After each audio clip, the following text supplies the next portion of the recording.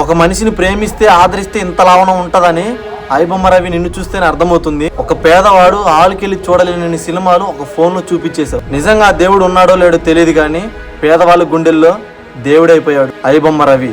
అలాంటి వ్యక్తిని కొంతమంది సినీ వర్గాల నాయకులైతే ఎన్కౌంటర్ చేయాలి, ఇలాంటి వ్యక్తుల్ని వదలనేకూడదు అని చెప్తున్నారనమాట. ఎందుకని ఎన్కౌంటర్ చేయాలా? అతను ఏమైనా తప్పు చేశాడా? అతను ఏమైనా రేప్ చేశాడా? అతను ఏమైనా క్రైమ్ చేశాడా? లేదంటే కోట్లు స్కామ్ చేశాడా?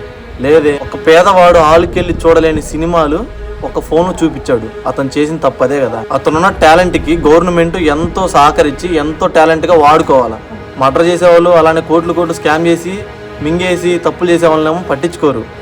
వాళ్ళేమో పట్టుకొని జైళ్ళలో కూర్చోబెట్టి మేపి బయటకు వదిలేస్తారనమాట. కానీ ఇలా టాలెంట్ ఉన్న వ్యక్తిని ఐబొమ్మ రవిని అయితే జైల్లో వేసేసి ఎన్కౌంటర్ చేయాలని అంటున్నారనమాట కొంతమంది వ్యక్తులు.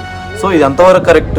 ఒక సామాన్య వ్యక్తి తెగిస్తే ఎంత దూరం వెళ్తాడంటే అంత దూరం వెళ్తాడు. ముందు క్రైమ్ చేసి తప్పులు చేసేవాళ్ళు, ఎన్నెన్నో మర్డర్లు చేసేవాళ్ళు, రేపులు చేసేవాళ్ళు అలాంటి వాళ్ళని పట్టుకోండి. ఇలాంటి టాలెంట్ ఉన్న వ్యక్తుల్ని ఎంకరేజ్ చేయండి. సో అతను చేసిన తప్పు కావచ్చు, కానీ అతన్ని ఎన్కౌంటర్ చేయాలి, అది చేయాలి, ఇది చేయాలి అనేది రాంగ్ అనమాట. అతన్ని వాడుకోండి, గవర్నమెంట్ వాడుకోవచ్చు, తనకి చాలా టాలెంట్ ఉంది. ఐబొమ్మ రవి అలాంటి వ్యక్తుల్ని దేనికి ఉపయోగించాలా, ఎలా వాడుకోవాలనేది ఆలోచించి చేయండి, కానీ ఎన్కౌంటర్ చేయాలి ఇది అనేది తప్పనమాట. సో అతనికి సపోర్ట్ లేకపోవచ్చు, కానీ అతనికి ఒక కామన్ మ్యాన్ అనే వ్యక్తులు ఎప్పటికీ సపోర్ట్గా ఉంటారు, అది పక్కా. మీరేమనుకుంటున్నారో కామెంట్ చేయాలని ప్రతి ఒక్కరికి వీడియో షేర్ చేయండి.